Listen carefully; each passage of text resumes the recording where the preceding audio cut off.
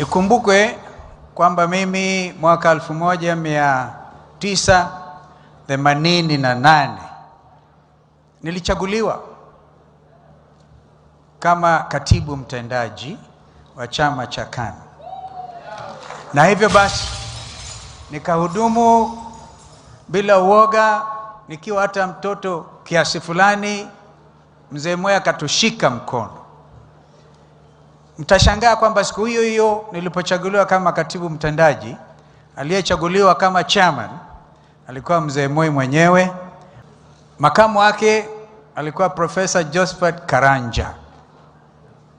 Chairman alikuwa Peter Olo Aringo. Secretary General alikuwa Mzee Mudamba Mudavadi. Mwambieni hiyo ndugu yangu lichaguliwa siku moja na baba yake.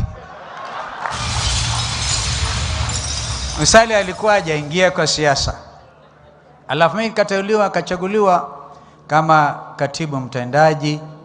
Japhet Lijodi kachaguliwa kwa sababu Mzee Moi alikuwa anaweka kabisa balance baina ya mikoa, akawa ndiye treasurer wa KANU hata kabla ya mzee late William Ole Ntimama. Basi mtaona hata mzee our late Secretary General Joseph Kamotho alinikuta mimi nikiwa katibu mtendaji.